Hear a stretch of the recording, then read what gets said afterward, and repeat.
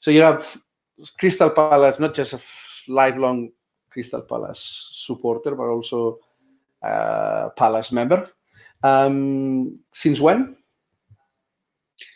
I had my first season ticket in the 94-95 season, and the first game I went to was Crystal Palace versus Liverpool, and we got beaten 6-0 on the first day of the season.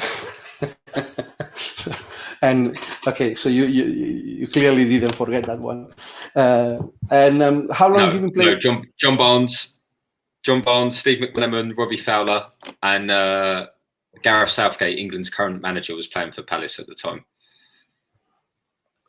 Not bad. And how long have you been playing the Fantasy League? I've only been playing for about 3 or 4 seasons. Not that long.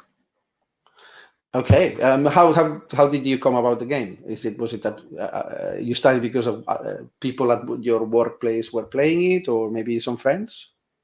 Yeah, that's exactly it. The last place I was working at, the guy I was working with was part of a group. He was like, "Ben, you love football. You need to get involved." And yeah, I played my first season probably about 3 or 4 years ago now.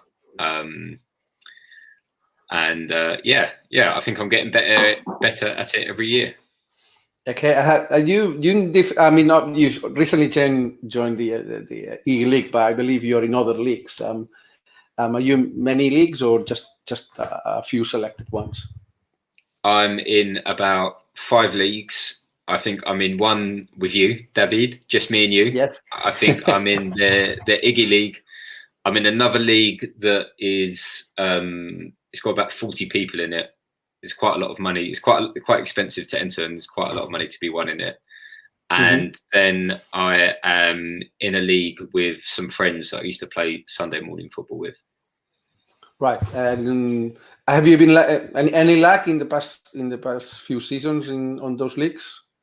Yeah. Last year, I actually won quite a bit of money in personal bets, and I came 3rd or 4th, maybe 3rd. I came 3rd in the big league. Yeah, and I financially it was a good year for me. That's good. Okay, good. That's interesting. I mean, it's good that you mentioned. I mean, it's interesting you mentioned personal bets. This is something that a couple of episodes back with other members of the league of the EG League, we start talking about this. Because one of the challenges of keeping the league a league interesting for everyone is the fact that at some point during the season, if you're not doing very well in the league table in the leagues that you sort of people or managers tend to disconnect a little bit about and stop paying, start following their teams and maybe not addressing weekly changes, and it's a little bit of a shame. And one of the things that other members was mentioning is that setting up private bets, like if you're not doing well necessarily on the general table or on the overall ranking, then just why don't you set up a private bet with someone else? And actually, I think you and I started doing. It hasn't been financial so far. Well, it has actually. It's been in form of gifts, but you and I set up our private league, like you and I only. I need to mention that for anyone that might be listening or listening to this in the future, Ben and I sort of met I used to work with him he's a recruiter, and he actually helped me a lot. He has helped me a lot in the past few years, making the transition from a permanent employee to a freelancer. So your initial contact was professional one. I think from the very first conversation, we easily moved to talk about football and our preferences about football teams, and yeah, then we carry on working together. But I think football was always there, and our passion about our teams and different ways of playing, and eventually we came across the fact that both were playing a football fantasy, and we set up our own league, which I think you've won for the last 2 seasons. So I think, maybe time for me to actually beat you, right? So I'm actually doing this with almost everyone I've been speaking on this podcast since now. The majority of them, they've already beat me in the last 2 seasons. And I told every single one of them, this is the season. And or at least, or I mean, and problem is that I'm doing it publicly, like I'm putting it on video, and then by the end of the season, I think you all will come back to me saying, okay, do you remember that episode where you said you would beat me? Then just all right. So what I'm gonna do now, if that's okay, so we're in, actually this week we have a shorter week than usual, for anyone that might not know it. The Gameweek 5, which is the next game week, actually starts tomorrow. Thursday starts with a game at St. James's Park. So we need to set up our teams in readiness for Gameweek 5 earlier than usual. Yeah, go ahead. David, have you just hit your microphone or something like that? It's just gone back to that strange sound. Right, I'm doing now a little bit of a change. How about now? Good now? Yeah. It's good now? Cool. Thanks for letting me. I mean, you might need to let me know this, because I don't know. This mic is a little bit strange, and every now and then does this change. So yeah, we have to get our teams ready before I think it's 6:30 p.m. tomorrow. Can you see my screen? Yeah, I can see your screen. Cool. So pick team. So yeah, so tomorrow sort of deadline cutoff time for Game Week 5 will be tomorrow, Friday at 6:30. So let's look at, well, first of all, let's have a look at the Iggy League and your current ranking on it. Oh, it's not very good, I don't think. Well, you had a very strong start. I think the week you entered on week you entered on Game Week 3 or after Game Week 3, and you were on 3rd position. Right. So currently you're sitting on a 5th position. That is, if I'm not mistaken, that is just outside the top prizes. I think we're giving prizes to the top 4, and then we're also giving a prize to the best summary of the season. So you're now sitting 5th, only 2 points away from the 4th. Sorry, from the 3rd and the 4th. You actually score in Game Week for 60 points. Let's have a look. Well, what's wrong? Okay, I usually am able to see your team. So what's wrong? Is something wrong here? Oh, right. Okay. Right. So that's the team you had on Game Week 4. Right. So, what's your impression? What do you thought about how you evaluate the last game week you did? Could you just scroll down so I can just see my bench a little bit? Yeah. So, I actually think, considering Antonio is a -1, Calvert-Lewin didn't play, and I picked Ayling as my first sub instead of Livramento, I don't actually think it's a bad week. I think what's also really interesting is I didn't have Ronaldo and I didn't have Lukaku. And actually, people that did have those players in their teams only beat me by a few points. And actually, if Calvert-Lewin had played and if Livramento had been my first sub, then I probably would have done better than them. Although that's ifs and buts. But my intention was to play 3-5-2. But obviously Calvert-Lewin didn't play, and it switched to a 4-5-1. So which one? So that you got? Oh, Ayling was. Oh, right. So you had Ayling as a first sub. I had Ayling as the first sub. I thought West Ham were playing Southampton and Leeds were playing Liverpool, And I thought, well, they're both going to concede goals. So why don't I pick the player that has the potential to at least get an attacking return? And I picked Ayling. And actually, Southampton ended up keeping a clean sheet. So I probably should have just picked the team that were more likely to keep a clean sheet rather than a defender that was going to return points. So looking forward to game week 5. Are you generally happy? I mean, obviously, you and obviously, I actually also have Calvert-Lewin as you do. So clearly, you have some, as I do have. We must do some changes in our forward line, especially you, I guess, because you have 2 players that are not going to play. So can you what are your plans? What do you have in mind? So I committed.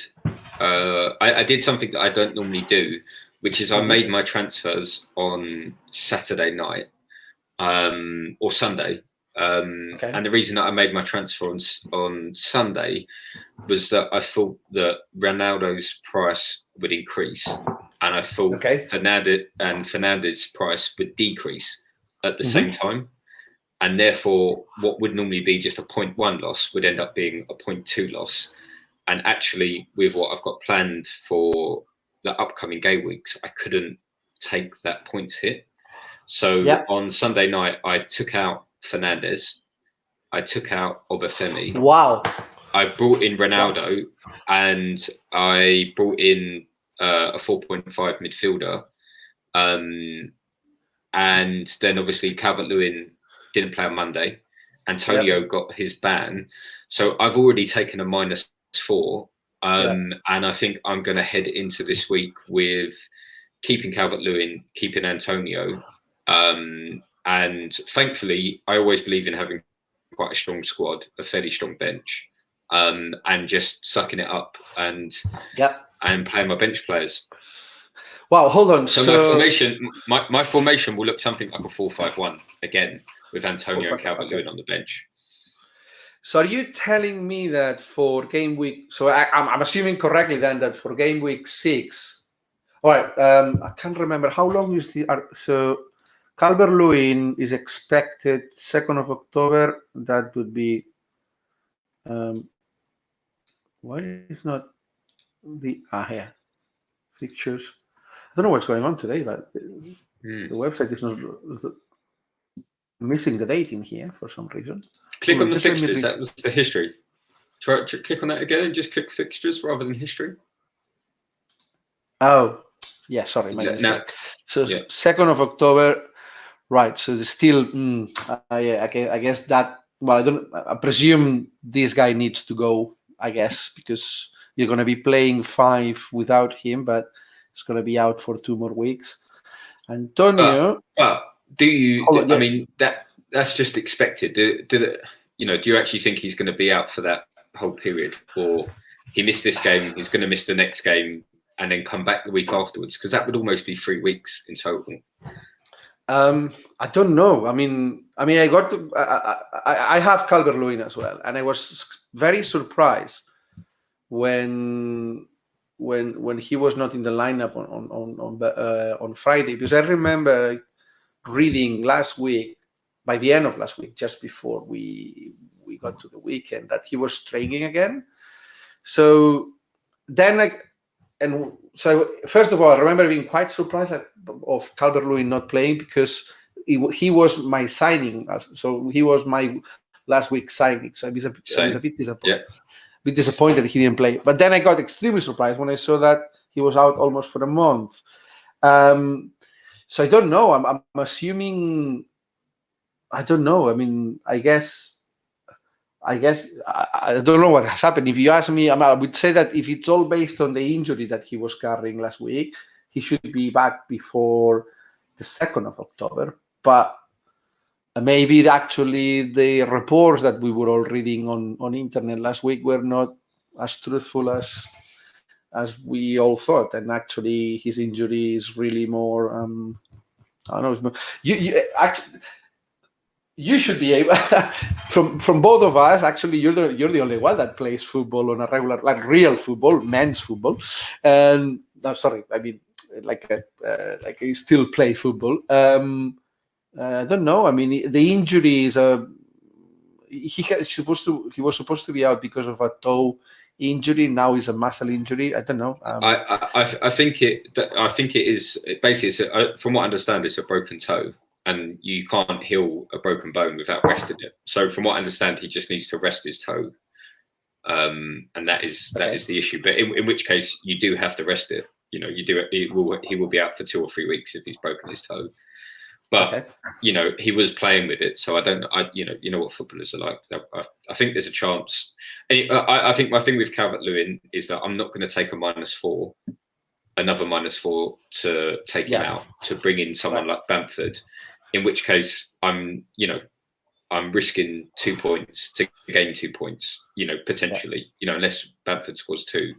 So I think I just need to swallow my medicine and leave Calvert-Lewin on the bench, see what happens next week. If he's still not in, then of course I think about using a free transfer. But actually, I don't even want to use the transfer to get out Calvert-Lewin because I think he's a long-term hold. All right. Well, if we look at the fixtures, so let's assume that he comes back here. I mean, I'm hoping for Norwich. You're hoping for Norwich? Okay. Oh, that would be interesting. That would be really good, actually. Now, Antonio, a long haul meaning you're happy. Okay.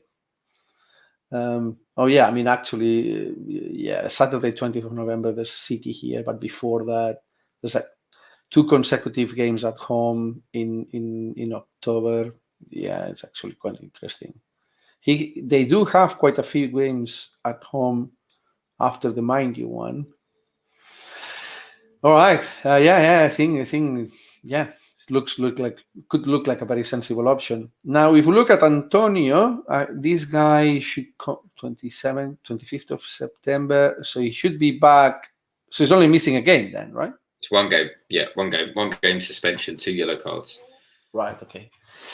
Okay. So I must say that I'm really, I'm really happy that to have you here today because it's the first time. So if I'm not, so you could be literally playing with Calvert-Lewin and with a forward line of Calvert-Lewin, Antonio, and Ronaldo, like a premium striker, Ronaldo, in 2 weeks. That is the first person I know that is planning to do so. Have you done this because that's what you wanted to do, or you've been you found yourself doing it because of injuries, or so you're actually one of the people who are going to take out investment from the midfield and place it directly on the forward line? Yes, the plan is to go forward with a 3-4-3, and that's going to be 2 premium players, 1 premium midfielder, 1 premium forward. And then the premium forward is probably the one that's likely to change dependent on the fixtures. But I just think at the moment that, you know, if Calvert-Lewin starts and he's fit, he plays all the games, he's taking penalties, he's playing in a team now with Andros Townsend, Digne, players that are going to cross the ball to him. Antonio, you know, West Ham have been one of the best attacking teams and he starts for them. For me, for their value, they're guaranteed to start every game and they can get goals in every game. And I just think you get a bit more value or a bit more certainty than the 7 million to 8 million midfielders. I think barring maybe Jack Grealish, he seems to be a nailed-on starter for City at the moment. But yeah, I just think even, you know, if Torres starts all the games, then of course, then it might be worth considering him. But I just think for me, 3-4-3 is the formation that I'm looking at. Do you usually play, or have you usually played 3-4-3, or you don't? You're basic, or you don't really have a preferred formation, and you chop and change according to I'm completely agnostic. I think, it just depends. If there's, I think I'm quite open. 3-4-3. I just think is probably is the formation I'm going to go with this year. But that's only because Lukaku and Ronaldo have come into it. If they hadn't, then I probably would have gone with 3-5-2.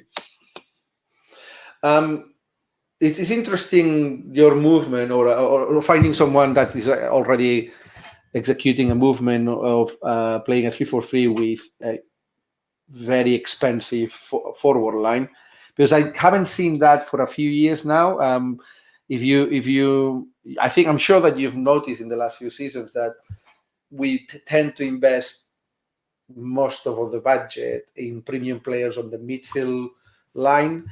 We all played in the last few seasons. Sometimes we've been with a double up from Liverpool with Mane and Salah, or Mane, Salah, sometimes even De Bruyne. I think last season even we had Aubameyang move back to the midfield. And so it seems that this season, at least, I can see some people I can see you, and I guess other people doing the same as you, where there's a change of trend, and budget is being spent more clearly in the forward line, which I think is something that I remember doing more 6-7 years ago, where the premium strikers were I think football was played slightly different, but possibly because these days midfielders are more offensive and score more goals, maybe. But I think it's mainly driven by the fact in the last 2 or 3 years that Liverpool and Man City have been the most productive teams for fantasy football. Firmino is Liverpool's centre forward and doesn't score, so it's always been Mane and Salah. You've then had Man City, and obviously Aguero's been an amazing player, but hasn't played as much. And you just had this, you've had De Bruyne and Sterling in the midfield. So I think it's as much dictated by the teams who are doing well and where their point scorers are at the moment. And this may change when De Bruyne comes back. Chelsea look like one of the best teams in the league, and their main point scorer is a centre forward. Man United last year, Fernandes was a midfielder, took their penalties, got the assists, got the goals, but that looks like it could shift to Ronaldo. So I think it's more about the teams that are doing well and where their point scorers are, as opposed to as opposed to just picking midfielders because they get the most points. It's because the midfielders have been scoring the goals for those top teams. Can I ask, why have you chosen Ronaldo instead of Lukaku? It's a very good question. I actually intend to go to Lukaku fairly soon. It was really just about the price changes. I don't want to go to Lukaku for the Tottenham and Man City game, albeit Tottenham actually now don't look too bad a fixture. Yeah. It was more. I basically got hit quite badly with the Harvey Barnes price drop. Harvey Barnes price drop? Yeah. Harvey Barnes started off at 7 million and he went down to 6.7 by the time I sold him. Because the price changes just moved so quickly. I left him in one more week than I should have. And basically, I thought that Ronaldo would, as I said, I thought Ronaldo would go up and Fernandes would go down. And they were the players that I wanted to change. So I thought, you know what, take a -4, which is what I don't normally do. But at least you don't lose any more value from your team. And then that would help me when I moved to Lukaku and when I moved to some other Chelsea players in a couple of weeks. I see. Okay, I see. Interesting. Okay. Let me check if Fernandes has already dropped price, or but he might. I don't think he has. That I was expecting him to. I thought a lot of people would go for Ronaldo and Bruno would be the person that suffers. Yeah, it makes total sense. David, I think your microphone's playing up again. Playing again. Okay. Can you speak? Or...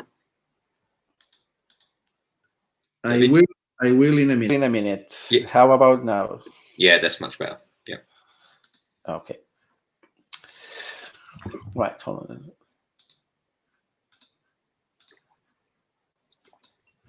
Right. Okay, so basically you anticipate. Okay, so it's going to be a 3-4-3. I guess looking at your you have the most important player of the fantasy league, in my opinion, which is Alexander-Arnold. So you're really sorted on the back. You already have another premium defender in here, and you will have White and Ayling and Libra Maya. You're sorted. If you play a 3-4-3, you're perfectly sorted. Because you can, I guess, those Alexander TAA and I'm sure will be your, your fixed defenders, and then you'll be rotating through White, Ayling, and Libramento depending on the calendar, I presume.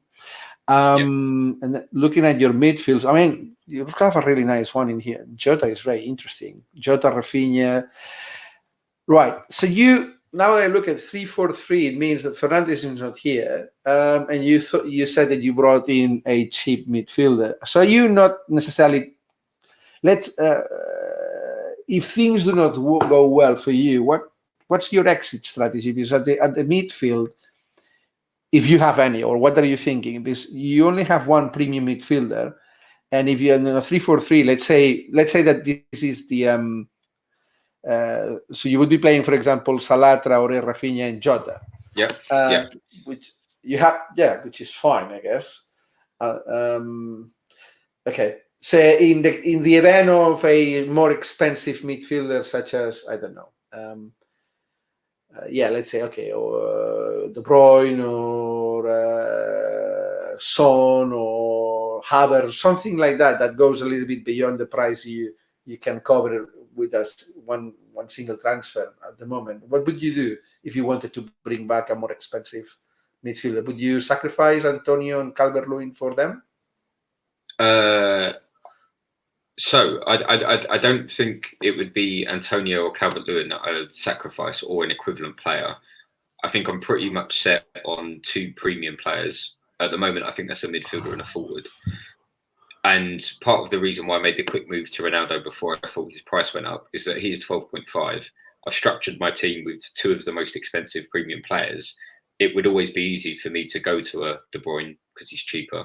I can go to Lukaku. I can go to all these other players and keep the formation. It would be difficult if I wanted to scale up, but I would already have Salah and Ronaldo. So I'm pretty much set up to move to whatever player I'd want to, because for me, Alexander-Arnold, Salah and Ronaldo are at the moment the best players to have. And you can always, they are the most expensive in their position. So you can always downgrade and move about quite easily if it's not working out. It's harder to upscale than it is to downgrade. Yeah. Okay. Nicely done. Okay. Right. So looking at this game week 5, is there any particular player that you don't want? It's a question I'm doing recently. Is that looking at this is the schedule for. Sorry, these are the fixtures for the next game week. It's quite different from last game week, where most of the games were happening on Saturday, and I think Sunday only had one, and then we had the Everton game on Monday. This one is a bit more. It starts earlier, but then obviously the bulk of the bulk of the games happen on Saturday. But it's still there will be 3 more on Sunday. Is any particular player that you have in mind that you don't wish him doing well in this particular game week? Yeah. I think I'll pick one from each day. So on the Friday, I don't want Bamford to do well. I think a lot of people are going to move from Calvert-Lewin to Bamford, and I can't do that this week. So if Bamford was to get 2 goals against Newcastle, which he could do, that would be bad for me. I think on the Saturday, Jack Grealish at home against Southampton.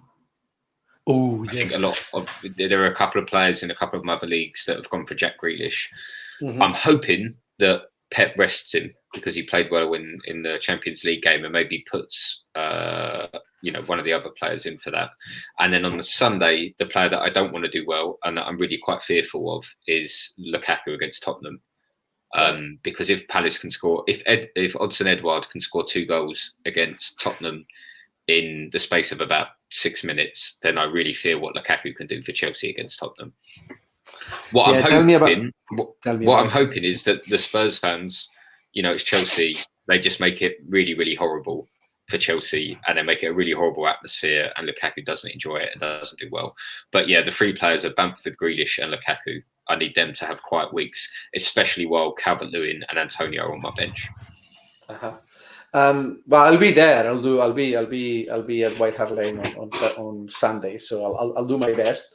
But I'm just halfway through the south stand. Not sure whether Lukaku's going to hear me, but I'll do my best. I'll try to destabilize him. I'm not so sure. I mean, maybe you could do the pig's head like they did to Figo at the Camp Nou. Yeah, I can try that. It's going to be a bit awkward from the middle of the stand, like carrying all the pizza. but yeah, I can try that. I don't think there's not much hate from the Spurs fans to Lukaku, but there's plenty for Chelsea. So one way or another, I think is going to feel it. Yeah, and then. If we take the game at last weekend's game against Crystal Palace, definitely Chelsea all of a sudden Spurs looks like actually a better prospect than we all thought. In all fairness, I've been looking at some stats, and yes, Spurs did manage to secure three clean sheets in a row, but if we were looking at the number of shots that they were conceding and shots in the area that were in the goal that they were conceding, actually was pretty high. So in a sense, I think they were overperforming defensively, and clearly against Palace they were found out, or at least from the moment that they conceded the first goal, then everything fell like a house of cards. I think the whole did until they conceded the first goal. After that, they all lost a little bit the plot. And yes, I was there, so you don't need to tell me much about it, about all the defensive mistakes. Okay, interesting. Interesting. I like what you. So Bamford out. This game in here, I completely agree with you that this game in here, City against Southampton on Saturday, it could be terrible. For those that we don't have City players, I'm going to show you my team, which is big team here. So I have a very similar problem to you. I think what I did. So I did play with these guys. Oh yeah. Okay. Yes. I had Calvert-Lewin in there, and then he went out. Luckily, Saint-Maximin scored some points. My problem in here is that my setup is different from yours. You're investing most of your money on the forward line, whilst I'm not, and I'm relying very much on a single forward, which is not a premium. And for this game week, my challenge is the fact that this guy is out, and I need to find a replacement. And at the moment, I'm considering whether I do a -4 or not. And I bring Lukaku or Ronaldo into the team, or whether I just wait and I do the move, I do the change into move. So I bring one player. I bring one player now, and then the premium striker in next week, and avoid -4. The reason being that I actually did my -4 last week, so I'm a little bit wary of doing two -4s. What did you do a -4 for last week in that team? So I did. I brought in Cody. I sold Tsimikas and brought in Cody, and then I had Ings, who were playing against Chelsea. And if we look at Aston Villa calendar, so they were playing against Chelsea, and then have Everton now. So I thought that I needed a replacement for Ings because it was The reason I did -4 is that because I thought that I wanted to cash out on Tsimikas. So I did an early change and I replayed Tsimikas for Cody. And then as the week progressed, I thought I just needed to get rid. I needed a different striker. Then it really didn't work out very well because at the end of the day, the striker I brought in didn't play. So the -4 was a little bit of a pain. And I guess maybe because of that, now I'm a little bit wary of doing another -4. Because one of the things I'm considering is, so if I go here, is it transfers? So my plan at the moment goes to get rid of this guy. And then I can, so if I bring this guy in, and for example, I do Lukaku, just to the player, then I have a bit of money in the bank. And then basically I could do something in the lines of get rid of this guy. I think I can. One of the things I was thinking is bringing Pukki in and then playing Pukki and Lukaku as my main strikers. I would still keep Fernandes because I'm not at the moment. I completely agree with you that Ronaldo will have an impact on Fernandes, but I don't know the extent of the impact. I don't know how much the impact will be. Just want to see out a little bit more whether Fernandes really stops being a premium midfielder or not. At the end of the day, Fernandes still scored a goal on the weekend, and I think at the Champions League it still gave the assist to Ronaldo. So I think I just want to play out Fernandes a little bit more before getting rid of him in the team. And sorry, what would your preferred formation? It's 3-5-2 or 4-4-2? No, my preferred formation. My preferred formation is a little bit more like. Let me put it this way. So my preferred formation is. I don't have a preferred formation for this season. What I'm trying to do is I have a set of fixed players. So what I'm doing every game week is looking at whether I'm going to do a 4-5-1 or a 4-4-2, or I could even do a 3-5-2. That depends on who are the opponents of my cheap assets. For example, for this. Oh, wait, sorry. You would spend 6 million on Pukki and then plan to bench him. Yes, if Cody or Dallas have a better fixture. Yeah, that's what I would do. Yes, that's how I'm looking at it. So the way I'm looking at it is like my premium assets always play, and then depending on the opposition, I go with Pukki, and then it could be a 4-4-2. Or if Pukki are playing away against West Ham, and Cody and Wolves are playing at home against Brentford, then I go with Cody. So you would rather do that than spend 6 million on Diaz, who you know that you can probably start in every game. I need that. Yes, but I mean, I still need. What do you mean? It's just very interesting because I would not spend 6 million on a player, which I would see as the equivalent of like a very good defender right now. Yeah. You know, I don't know, like an Azpilicueta, and then plan to put them on the bench. So it's interesting to know that you would spend that money on Pukki, but then plan to bench him. Yes, because I mean, I still need 3. I mean, what I mean here is that for me, I have a Calvert-Lewin could be Ronaldo or Kane or Lukaku, and whilst the other 2 forwards will be cheap ones. And actually, I'm gonna keep Obafemi until I do my first wildcard, whenever that is.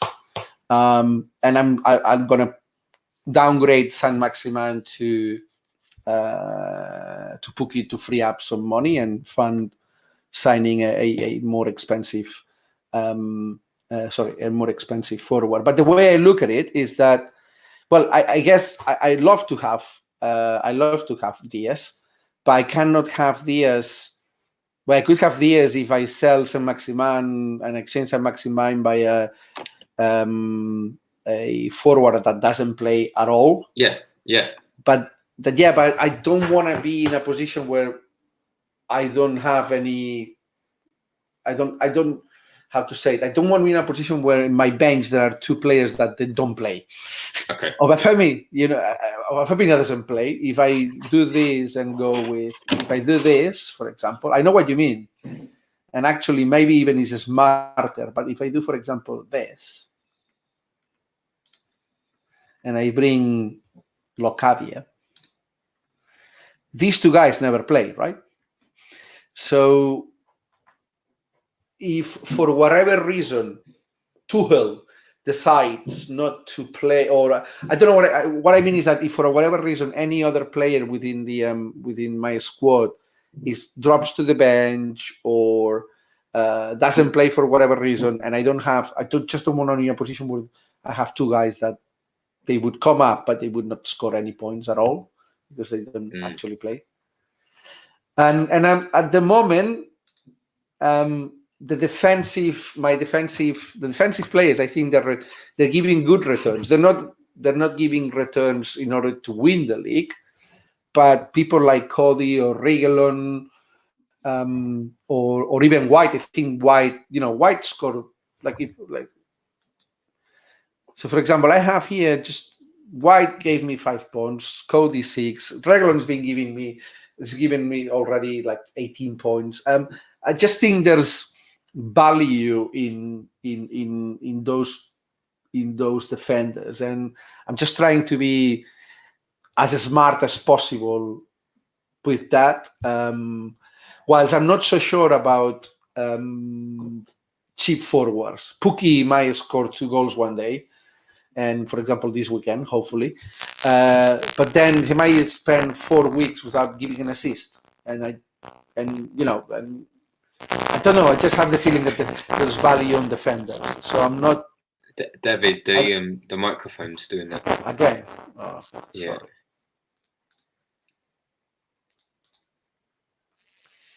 Okay, so I'm going to leave it like this because I think. Yeah, that's good. Yeah. Okay. So yeah, that's the experiment. That's my experiment for this season. I always played offensive. I always look at. I was the type of player that had a favorite or formation, or for. I was someone that would never go. I would plainly reject some formations because they're synonym of defensive football. I would never play 5-4-1, or if I could, I would always play 3-4-3, or at least it would be a 3-5-2.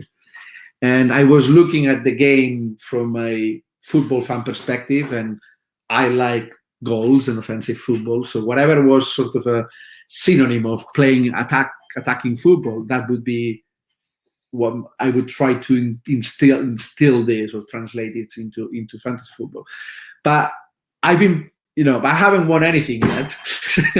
So this week, I've tried to be a little bit more, for a better term, pragmatic, or I try different things. And sometimes and you might have seen me in the first few weeks. I'm actually using very formations that are very uncommon for me. I think if you've gone 4-4-2 and 4-5-1 a couple of times. Which is not usually what I've been doing in previous seasons. But right, I just noticed something. Right, you don't have Antonio in your team, do you? No. Oh, wow. I did. I mean, I had him in many of my drafts, but because my aim at the beginning of the season was to have. I don't know how to say. I didn't have too expensive. I didn't want many more. I didn't want to have. I invested mainly on midfield and defense, and then yeah. This goes back to what I was saying earlier, and you were, I think you asked me about why I've got more money in the strike force this year. It's because there's good strikers that are starting and playing well, that are valued well. Yeah. And it doesn't really matter what happened last year, and that midfielders were the top points turnovers. You can see this year that there's a lot of value in forwards. And that's my thing about if you get too hung up on a formation or too hung up on stats are really important, but you can't get too hung up on last year's stats because things change. Yeah. Like the top, Mane, Sterling and Fernandes don't look like they're going to be the top players anymore.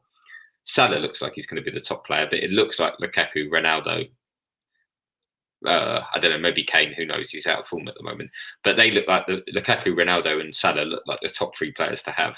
But the supporting players, the best ones, I mean, like Antonio, I do find it strange that if you thought that there was value in midfield and then you see someone like Antonio and how well he's doing, and he's under 8 million, that you don't just jump on the bandwagon. I mean, granted, he's now been banned, but no one saw that coming, right?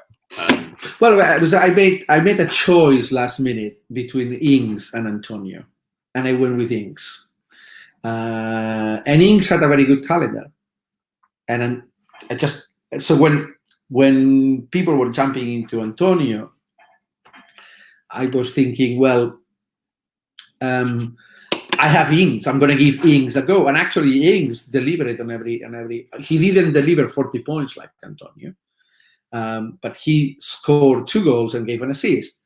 Now, my plan an event, and then while I was doing this, Chelsea signed Lukaku, and Man United signed Ronaldo. So I thought, just don't care about Antonio anymore, because my next step with regards to strikers or forwards is actually to upgrade from the Ings or the Antonio asset that I have into one of the premium midfielders.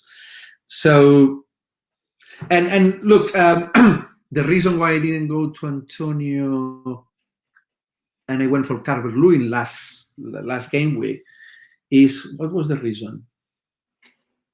I think, because I look at the calendar, I just wanted someone to keep for a couple of game weeks while I was preparing my change upwards to Lukaku or Ronaldo.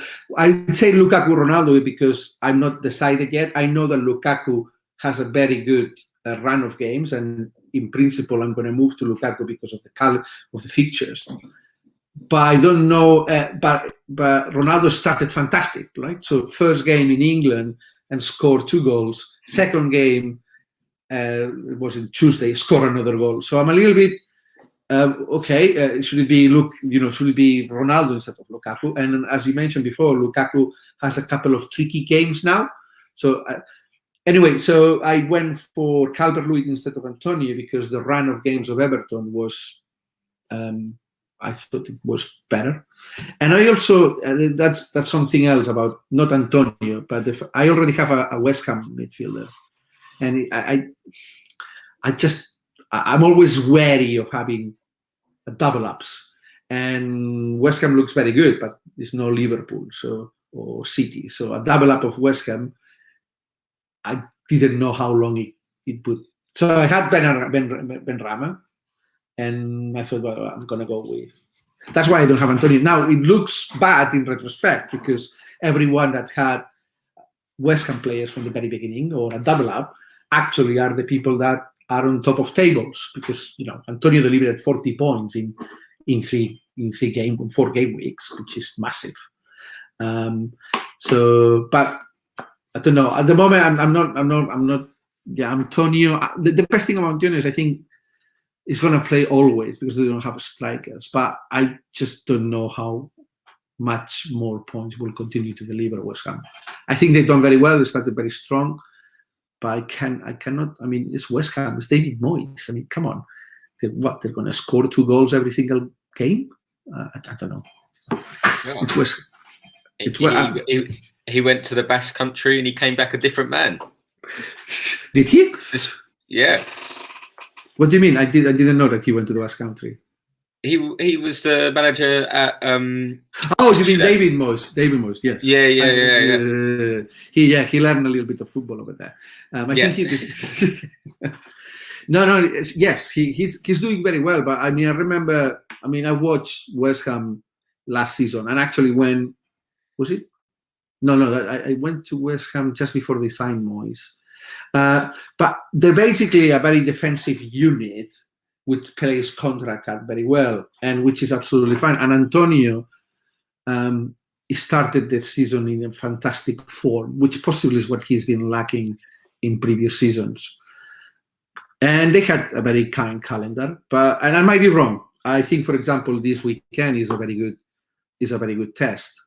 And look, if Antonio continues to deliver, maybe, and Fernandes is no longer a premium, an asset that delivers points week in, week out, then it might be Antonio. I'm not. It's just that the way I'm setting up my team is to have I rely very much into two good defenders, which in this case is the same as yours, TAA and Shaw. Then I still rely on two very good midfielders, which in this case is Salah and Fernandes. And then I rely on one very good striker. I think you've made the switch into, you're now basically putting, you don't do it like that. You just basically, as you said before, you focus on the guys that they're delivering the points at the moment. Well, I think what's interesting, and we should catch up at the end of the year, is that essentially what you're saying is you are going with 3 premium players and I'm going with 2 premium players. Yeah. And I might be proven wrong, but my belief is even after the first week, I saw that the teams that had Lukaku and Ronaldo, and points-wise, I had a bad week and I did about the same. Yeah. And I just think if you go for 3 premium players, you then need to carry what are not good value players in your team. For example, you mentioned Pukki. For example, I just think that you can't have 3 premium players and have a good squad. Whereas you can have 2 premium players and players like Antonio, Calvert-Lewin, Jota, they can deliver big points hauls, alongside, I agree. Premium players, and you can only captain one. So if Lukaku goes and scores, a goal and gets, and the bonus points and gets 9 points, Jota only has to keep a clean sheet, and Antonio could score a goal and get booked, and you still got the same amount of points. Yeah, I know, but you have one less premium player. If one of the premium players fails, hello? I'm here. But I would want one of the premium players to fail, because you've just got all that money then tied up in a player that's not even your captain. But yeah. But let me put it this way, because I don't have 3 premium players at the moment. But let's say I get Lukaku in 2 weeks. If Salah and Fernandes deliver that particular week, your non-premium midfielders, they have. I know what you mean. If they don't deliver, then it's easy for a Rafinha and a Bowen to catch up. But if they deliver, if Fernandes has a run of 3 game weeks, scoring on one, giving an assist on the other, and getting bonus points, then you really need your Bowens and your Jotas. But I don't think you do, because if you've got Ronaldo, Salah, and Fernandes, are you going to captain Fernandes? Well, okay, Ronaldo, but let me put it. Do the same thing with Lukaku. If you have Fernandes, Salah, and Lukaku, I don't think you'd captain. If he's not taking penalties, are you going to captain Fernandes over Salah, who takes penalties, and who's on form, and Lukaku, who can score against anyone? Are you ever going to captain Fernandes? Yeah, if Liverpool are playing away at West Ham, and Chelsea are playing, I don't know, Spurs, and Fernandes is playing Southampton at home, why wouldn't play him? Well, but on that week, I'd be captaining Ronaldo. Okay, you played me with. Okay, but yeah, but okay, hold on. But the week that Ronaldo is playing at Spurs and Lukaku is playing home against Southampton and Salah is playing home against Crystal Palace. I mean, what I mean is that you really, yes, you'll always have a captain decision, but your premium midfielders, your premium players, they need to deliver fairly regularly for you. I don't know. I mean, I may be wrong as well. Clearly, there's not a science in here. But for me, it's a bit. I'd rather have. No. There is this. It's complete conjecture, and yeah, that's why I'm interested if we catch up at the end of the season, because I could get it completely wrong. I thought last year that having Robertson and Trent was the way to go, and it held me back completely for the first few game weeks, and it was the completely wrong thing to do. So yeah, I might be completely wrong, but I just can't in my head. I can't make it work. It's for me. There's an element of being comfortable. It's like I remember listening to some podcasts before the start of the league, and there was one. I can't remember the name of the podcast. I remember a debate which was very interesting. That there were two players, and one was asking the other, "How do you play?" and there was one thing that one of the guys said, which is there's some things that they make you feel good, or if you don't have them, you feel bad. And these sometimes are players. I have this thing with Trent Alexander-Arnold. I don't know whether he's the best asset or not. I don't know whether he's going to do over 200 points this season or not. But He is. Cool, perfect, and I like to believe that. but if I don't have him, I don't feel right, and I want him to do bad every single game week. You know what? It's like now I have a similar thing with having as much potential captain options as possible every game week, and that's what I favor. 3 premium assets instead of 2, not because I'm defending necessarily that is the optimal. And I think there's a part of me trying to defend that, but there's another part of me thinking I just don't want. I've been in situations where I have 2 good premium assets, and for a couple or 3 consecutive game weeks, neither of the 2 have very clear or very favorable fixtures, and I do really struggle. Yeah, but this is sorry if I can just jump in there. Yeah. My way is not to pick 2 premium players and stick with those 2 premium players. It's to constantly jump to the players that have the best game weeks. That's why value is important, and therefore that player that you're saying, I don't want to miss out on him. Well, I'm always going to move to him, and you're going to be left with a premium player that hasn't got a good game that you're not going to captain. Whereas I will have more money elsewhere. That's the route. It won't be that you'll have Lukaku when he's got a good game week, and I won't, because I'd have taken out Ronaldo and swapped him for Lukaku that week. I'm just saying that I will drop whichever. We're saying that there's 3. There's Salah, Lukaku, and Ronaldo, and there is one option of having 3, or there's one option of having 2 and constantly moving to the best 2. And that is basically what I'm saying I'm going to do. And that's why I think having value and building the team with Salah and Ronaldo is most important, because then you can drop down to Lukaku, go back to Ronaldo, drop down to Lukaku, go up to Ronaldo. Well, you can do that with Lukaku and Ronaldo. You might not be able to do that with Salah. It's a good point, and that's why I'm saying I'm building the team around the price of Salah and Ronaldo. So that is, yeah, you're right. Like Salah, but I don't know with Ronaldo and with Lukaku how much Salah's going to go up now. Like, so it's interesting, but I just think that it's just completely two. We're Jose Mourinho and Pep Guardiola in terms of our. Yeah. Are you telling me I'm Mourinho? Oh my God, that's the last thing I was expecting to hear. No, what's the better analogy? You know, it's Galacticos versus Barcelona. So you're chasing.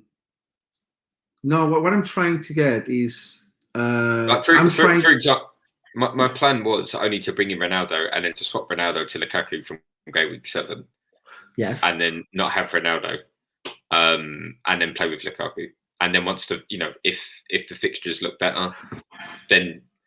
Yeah, but I can do that exactly the same as you. I don't have a problem about that. No, of course you can. That's the whole point. We can do exactly the same thing, but what makes the game interesting is that we're going to approach it in two different ways. Mm-hmm. No, I think the difference is that you don't want to lock up so much money on. I think you want more flexibility in order to have a more balanced squad. So I think you will feel very. I mean, and it looks impressive, a forward line of Antonio, Calvert-Lewin, and Ronaldo, if they're all fighting at the same time. Yes, and in order to do that, you cannot be locked into 3 premium. Yes. Whilst I do think that I'm challenging the longevity. I'm challenging the value of these mid-priced assets in general. Yes. I grew up. After a few years, I don't trust them anymore, and sometimes I find myself that cheaper assets deliver the same. I mean, not all of them clearly, but I'm struggling to find the value on some of the midfield players. So at the moment, obviously the players you've just signed, they all look fantastic. But 6 months ago, Antonio wasn't scoring, and Calvert-Lewin wasn't scoring, and Rafinha 5.5 was scoring a lot. So at the present moment, yes, the forward line that you have looks bloody scary. I just don't know how long. I don't know. I just think that and for me I'm more comfortable having as much expensive players as possible, and I think that value on cheap ones can be found, because the mid ones sometimes they work and sometimes they don't, and I'm not very good at finding the trends. I don't, as you were pointing out before, I missed Antonio, and I'm not very good at catching. Sometimes I get the train wagons and I get the right ones, but sometimes I don't. I don't know whether this is Guardiola, Pochettino, or no. It's Galacticos. It's early 2000s. All right. So after a few years being a kind of a purist 3-4-3, 4-3-3 fantasy football player, and now I'm going the Galactico route. Just give me the expensive ones, and we'll sort out the cheap ones in one way or another. I mean, it's interesting because this game week is how we started the chat, because I actually didn't do. I was surprised. You know what you mentioned before, that you were not completely unhappy, given the fact that you didn't have Ronaldo or.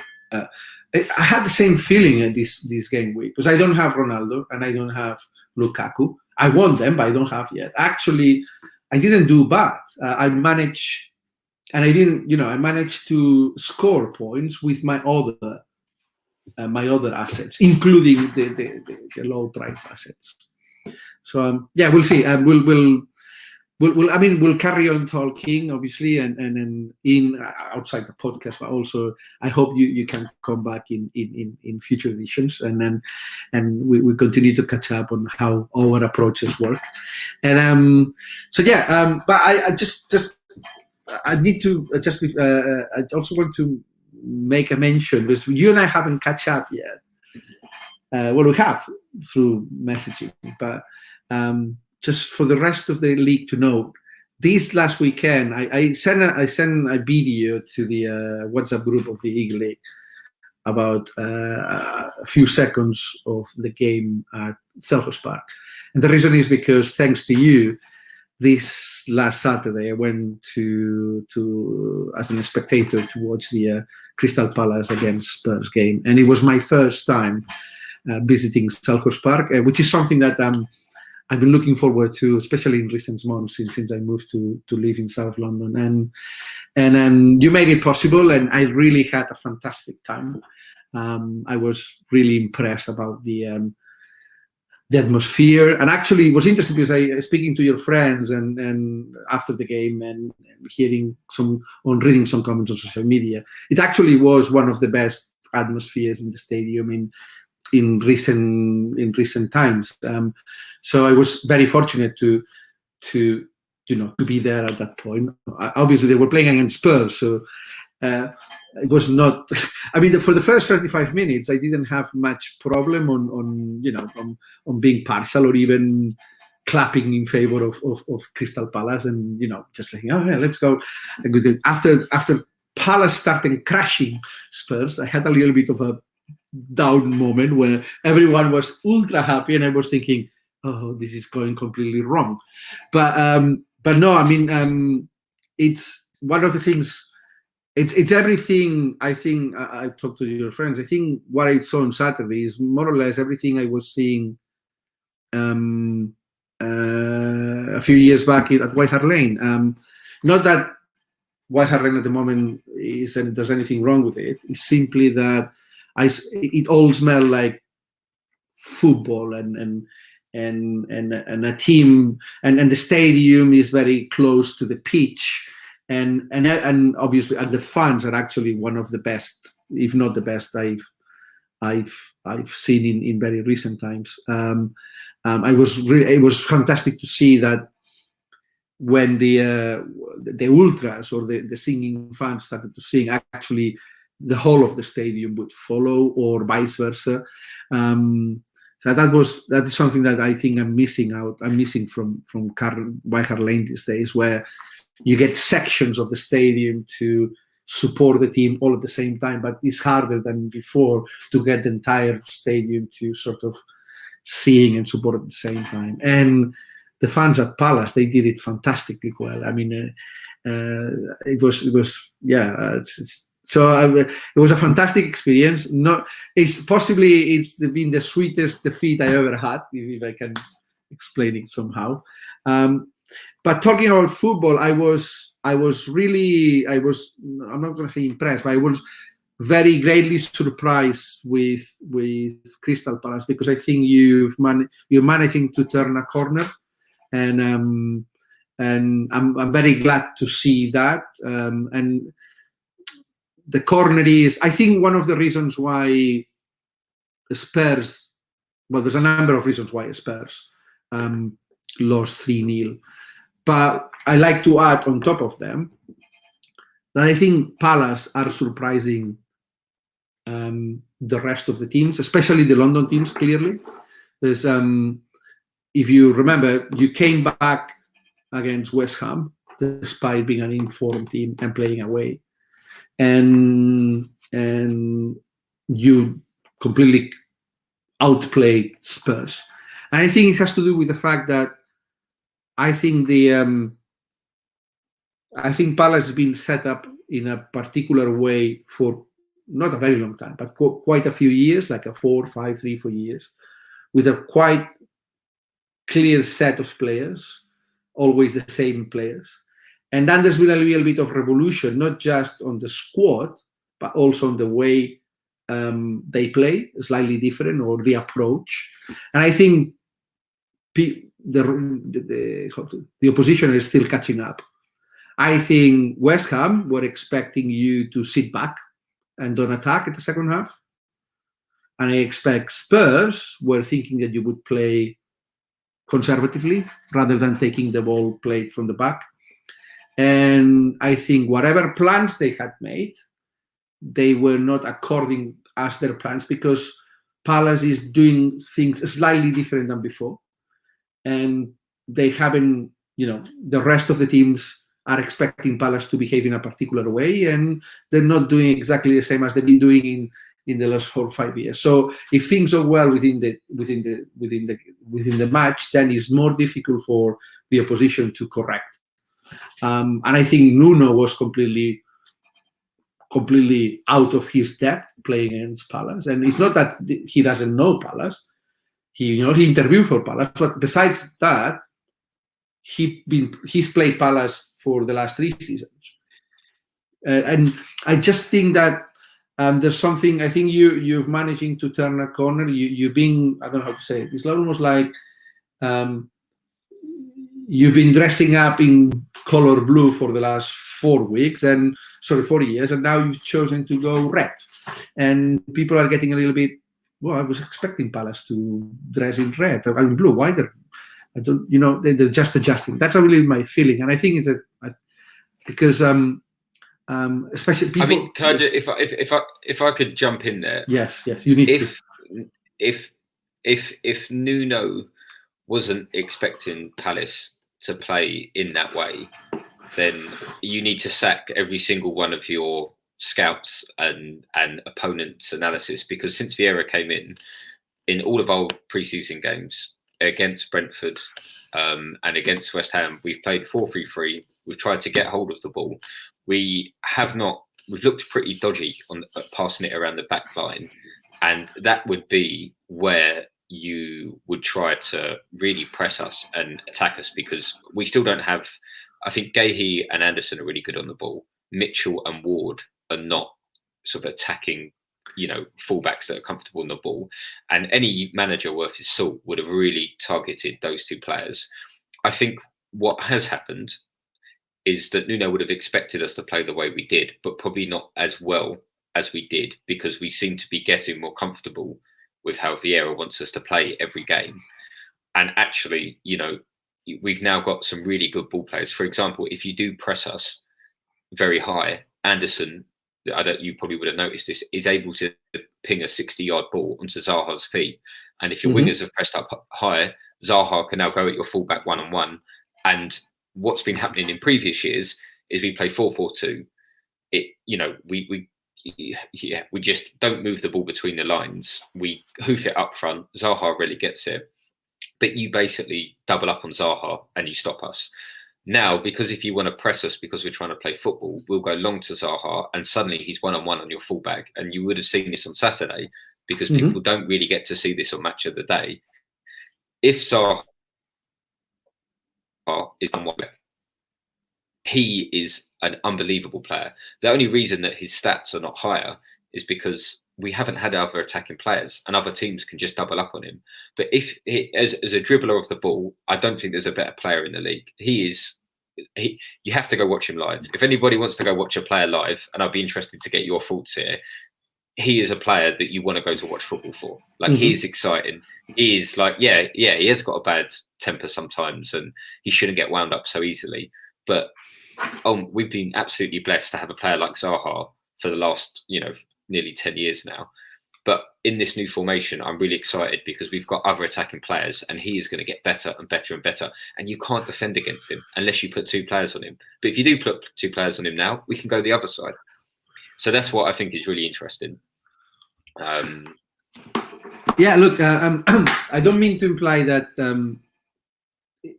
I just think that, clearly Nuno and the scout team at Spurs didn't do a very good job. Neither they did at West Ham, because they didn't anticipate. You would be, The only difference I'd say with West Ham is our stats for that game, we didn't play very well in the first half, and I think we scored the 2 shots on target we had in the second half.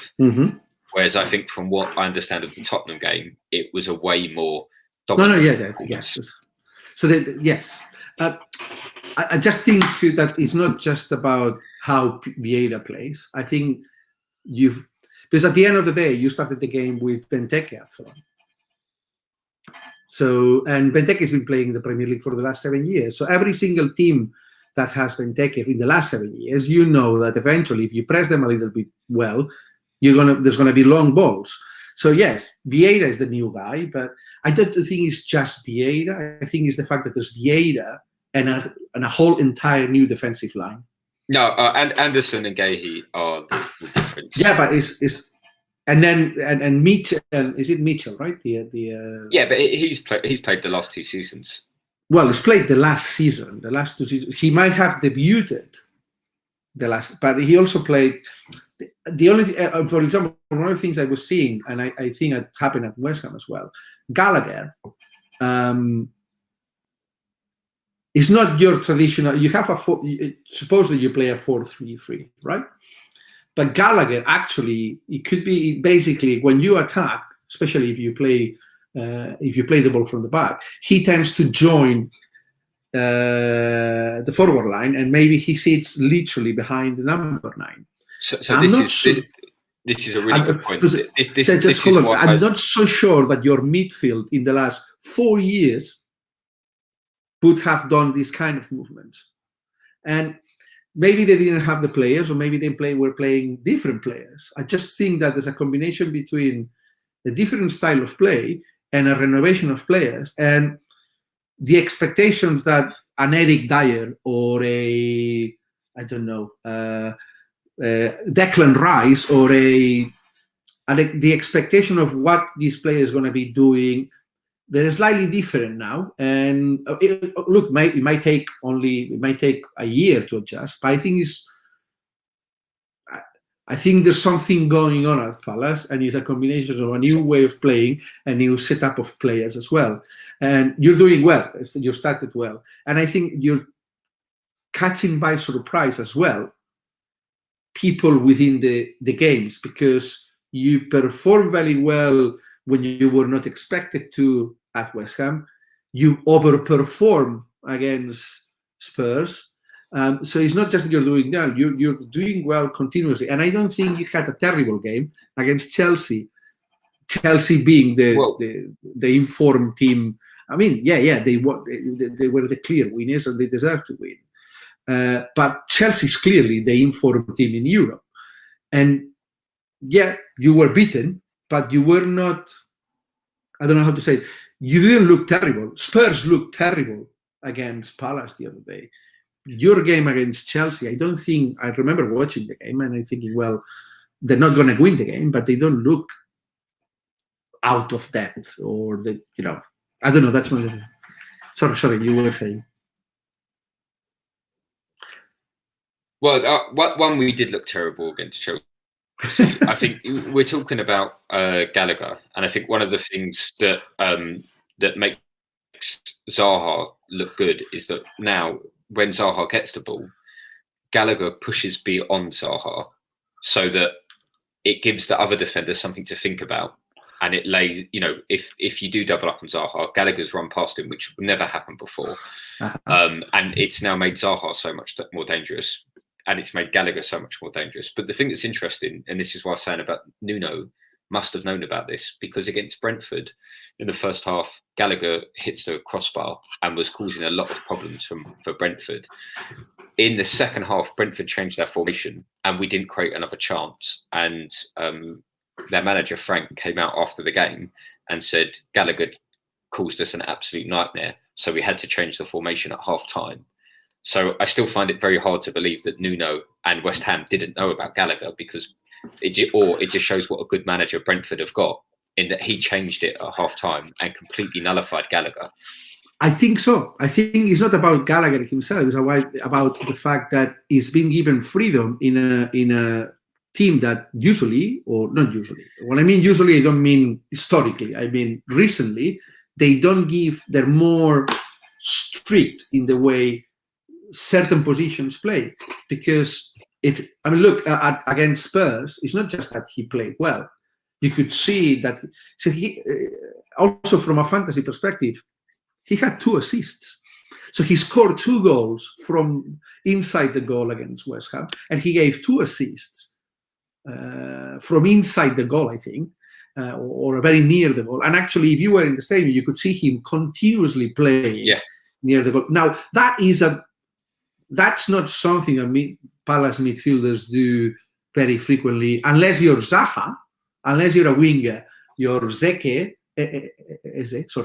Eze or Zaha. That's fine. You know, Palace would be set up with as a counter-attack type of team, and he would have those kind of players. And I just think that there's something very interesting going on there. And I think you're caught in by surprise. You're not just delivering. It's not that. It's two things. Obviously, the manager and the players are gelling, and they're starting, and possibly you'll play much better but they're starting to work. But also, your opposition is being caught a little bit out of surprise, and I think part of the belief might be coming from there, because I don't think. I think it's what you just said. I think Frank might be a very good manager and was able to correct his initial plans halfway through the game. The rest of the managers, I don't mean to imply that they're bad managers, but there's a clear expectation of how Palace will play, because they played like with these 15 players in this set of 3 managers for the last 6-7 years. So you don't expect a massive change. And I think something is changing there. And I don't know. It's my feeling. I don't know. I think for me, maybe it was that everything was so positive the other day at Selhurst Park that you start feeling it's not just that they played a very good game and people were very happy and it was a sunny Saturday morning. Like maybe I'm being a little bit hyperbolic here and thinking, oh, things are changing a lot at Selhurst Park. I don't know, but it felt like there was a combination of factors. And yeah, I think you played against 3 teams that supposedly are stronger than you, with more experienced squads, with squads that they've been gelling together for longer, and you were just in a transition period. And actually, you've got 4 points out of that, and playing the 2 away games. And Spurs, I think you play well against Spurs traditionally, but it's not that you won. You overclass Spurs, and I mean, I've been reading forum and Nuno it's been getting demolished the whole week for not being able to change the course of the game, and I think he didn't necessarily know what to do. And Moyes got a little bit of stick 2 weeks ago for letting go what was supposed to be a definitive advantage. Like, how can you lose against Palace if you're winning 2-0 at halftime? That's not. I don't know. I just think that I would say that there are good times ahead. I don't know. Sorry. How it can be? I'm more optimistic. I cannot be more optimistic than you. I'm not trying to. No. I'm super optimistic. What I meant was that for you as a spectator who saw Palace last year and watched Palace on Saturday, it's a complete revolution out of nowhere. We're playing completely differently. Vieira's done an amazing job so far. But what I meant was, for a manager like Nuno, who surely watches our recent games and our pre-season, not last year, it should come as less of a surprise. And particularly it should become as even less of a surprise when Frank for Brentford did his post-match team talk and said Wenger caused us a nightmare and I had to change things at half time. That's all I meant. But the interesting game, and I don't know if you know this, but the Palace's next game after Liverpool this weekend is Brighton at home, which is our big derby. Yeah. And Brighton have also had an amazing start, and I think also have an incredibly good manager. Yeah. And that will be a real interesting game. And I think will probably be the best football game that Palace and Brighton have ever played in terms of the quality of football. And I can't wait. It's on a Monday night. It will be on TV. Wow, on Monday night again. Yeah, on a Monday night. Zaha always plays well against Brighton. So that if anyone wants to watch a game at Selhurst Park as well, that will be a cracking game and a good atmosphere. And let me say that I had Zaha in front of me for the whole of the second half. So he was basically running in front of me. I'm sure you know where I was sitting. So if you know where I was sitting, you know perfectly where I had Zaha on my sides for 45 minutes. And the message I sent to my friends in Barcelona after the game was that Junior is the worst signing. Junior. Royal is the worst signing Spurs have done on the right-hand side since Alan Hutton in 2011. And I can say it with certainty because I could see Zaha demolishing that guy for 45 minutes. It was two different worlds apart. I think people were saying about Royal, like, well, it's just his first game at the Premier League, and he needs his time to get adapted.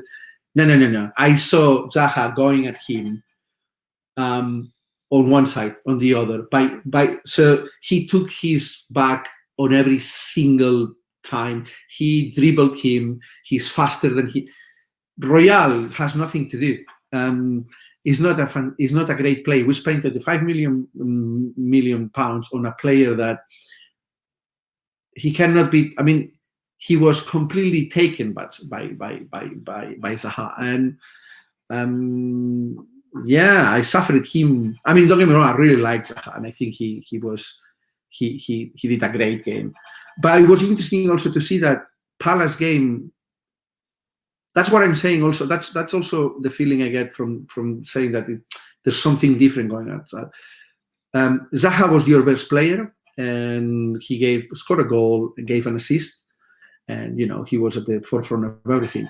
But the last few years, I would watch Palace, and I would basically be watching Zaha. On Saturday, I watch Palace, and I watch Zaha and Gallagher and your defenders, and then the new. But I just think it's no longer just about Zaha, although he's the best player, and every time he takes. Yeah. It's just something else going on there. I don't know whether they're going to succeed a lot. I don't know how you're going to end. I don't know whether you're going to make top 10 or I don't know. I just think that there's a new story, and I guess you had you or any Palace fan had some doubts and uncertainty during the summer, and you've made some late transfers, so people might be sort of, well, we don't know. And Vieira, well, first time managing in the Premier League and all that. Actually, I think you're turning a corner, and I think that could be. I don't know whether Vieira is going to be the manager. Maybe you sack him in a couple of years. I just think that Palace turn a corner that is very difficult to turn. You've turned from playing very pragmatically and to being a little bit more adventurous, and that corner is working well.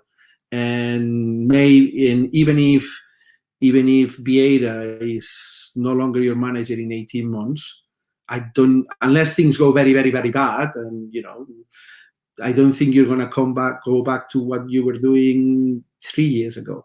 That's my feeling. That's what I'm sensing. I don't know. I'm going to end here because I'm not the one wearing the Palace shirt in this conversation. I don't know. And Spurs, mate, it looked terrible. I couldn't hear most of that. No, I'm just saying that Spurs looked terrible. No, Spurs. It was and I know it's funny because I think you got the right manager, or at least out of Nuno or Vieira, you clearly got the appropriate one. Not because I don't have anything against Nuno. It's not a Mourinho thing, but I think Nuno showed. He already had shown that in the previous games, but he shown again against Palace that he is not a progressive manager. He will not be a manager that will help Spurs to become a more progressive football team, whilst Vieira might at Palace. He's not. He's not. Because you could see even during the game. I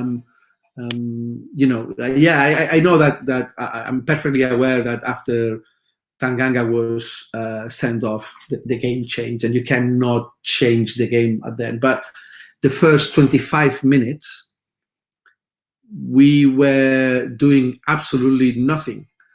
We were not showing, and then Palace started growing out in confidence, and by the end of the first half, the ones that they were showing more intent were Palace.